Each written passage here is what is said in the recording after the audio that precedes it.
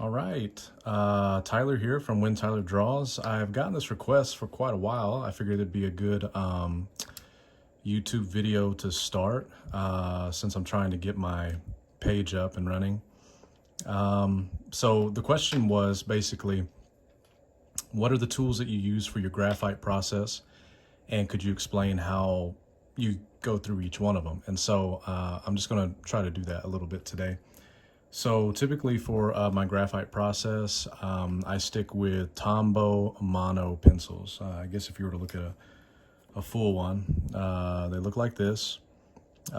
This is a peculiar way that I end up sharpening my pencils. I'll explain in a different video sort of the method to the madness behind why I sharpen in this way, but these are called Tombow mono pencils. And I'm the kind of guy that, I don't know about you, but I hoard like tons of drawing instruments. I'm always on the hunt for the next best thing, right? I don't know why I'm like that, but I have tried so many different pencils. I've tried Blackwing, I've tried all the bougie pencils you could even imagine, and there is just none that compares to a good Tombow mono. I don't know if it's where they source the graphite from, or just the weightlessness that these pencils seem to have, which is really important for me. Some people have asked, why don't you just use a lead holder for how many pencils you go through sharpening the way you do? The thing is, I did use a lead holder before, but my problem is that I have big hands and I have heavy hands. And so being heavy-handed has ruined many drawings in my tenure as an artist. And so I need something really light, and then I always draw holding at the back of my pencil like this. So, but anyway, Tombow mono pencils are usually my go-to. My favorite grade is probably H grade or HB, but that's typically when I end up drawing with.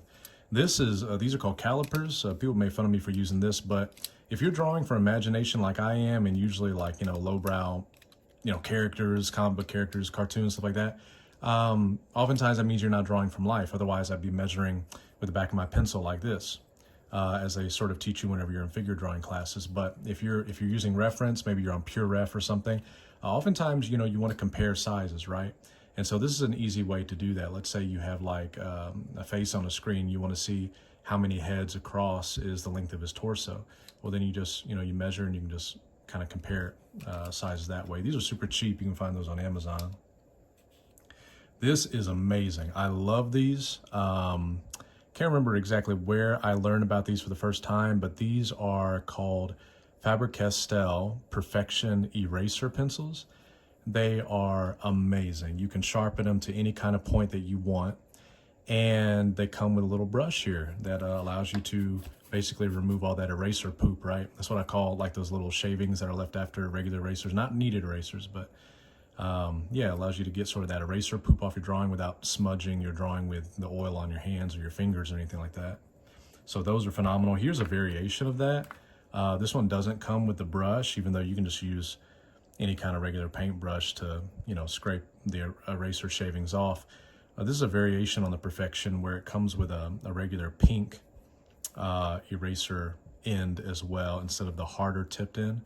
And so this works super well too. While we're talking about erasers, I just want to go ahead and recommend, you know what, I'm just gonna wait till later. We'll get to that stuff here later. So this is just another pencil, and these extenders are really handy. I use these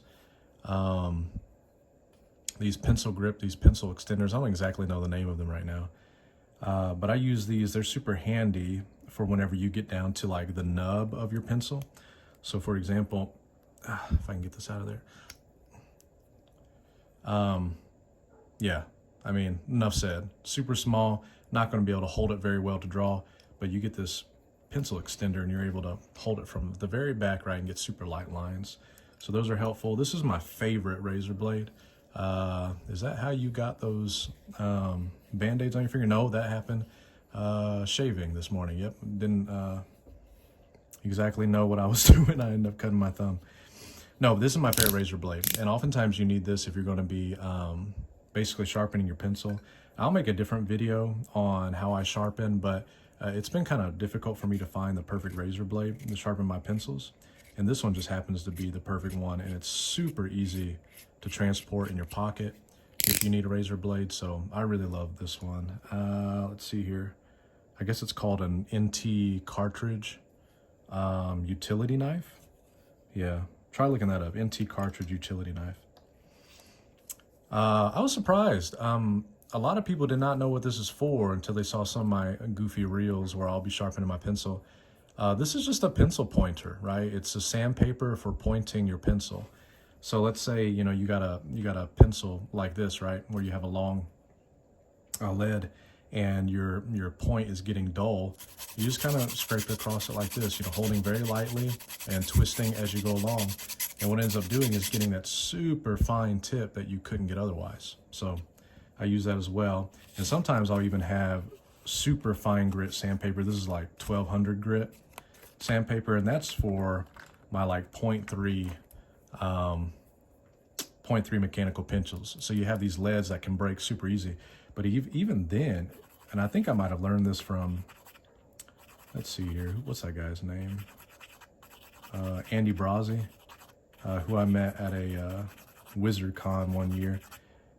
If you see any of these highly detailed drawings that he ends up covering with a micron, he does them all in pencil first, which with his kind of detail, you kind of have to.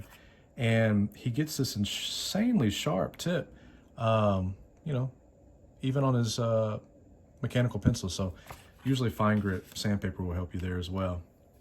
This is another pencil extender, but this time with a blending stump attached to it. I like this because it allows you to harmonize values. A blending stump, I heard Stephen Bauman say that it's kind of a misnomer to call it a blending stump because you really shouldn't blend with it. Otherwise you take a lot of texture out of your drawing.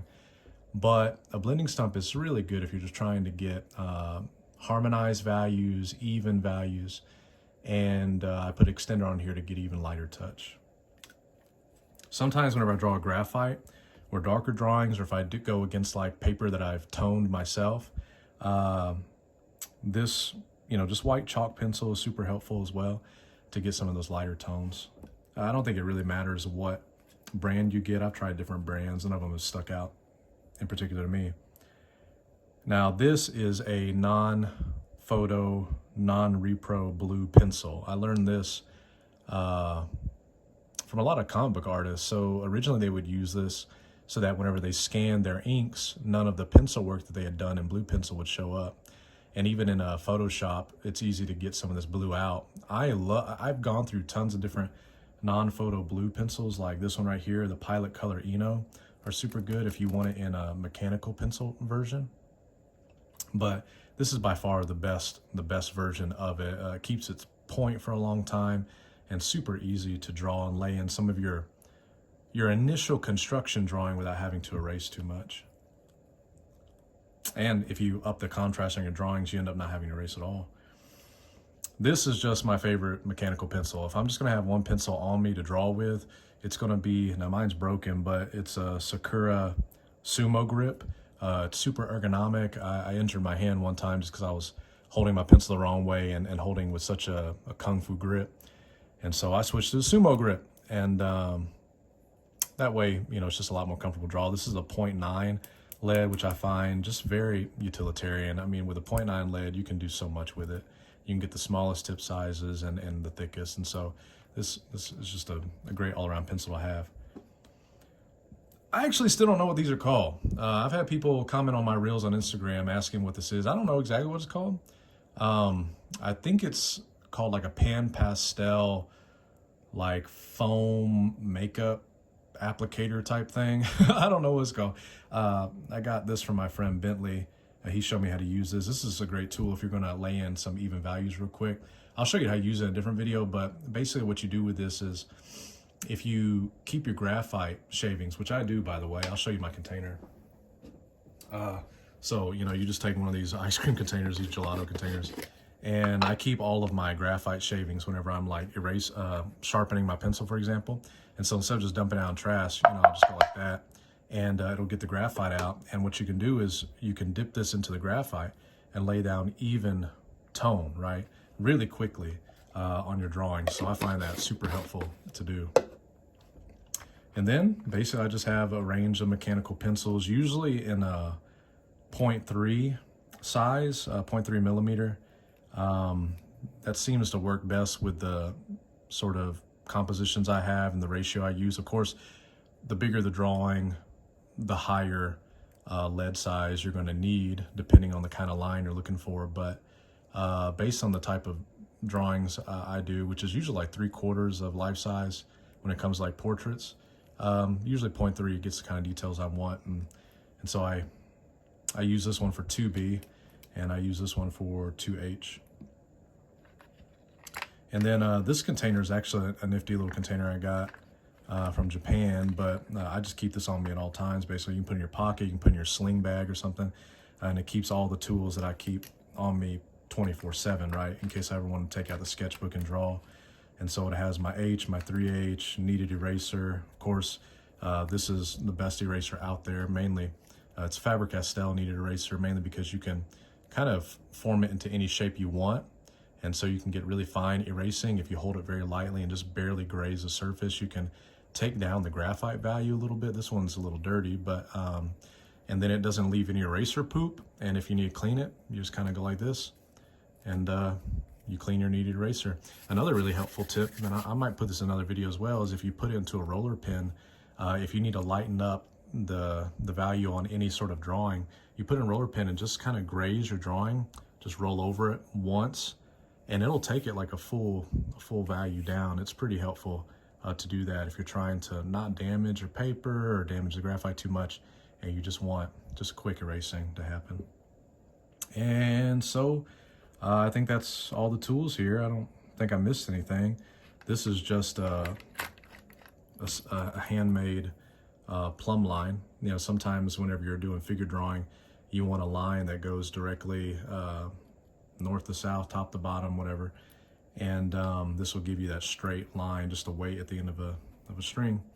And so I keep that on me for whenever I'm trying to find a plumb line or whatever in drawing. So those are my tools. Hopefully that helps out. Like, share, subscribe, send me a question. I'll be glad to help you. You can always find me on Instagram at When Tyler Draws.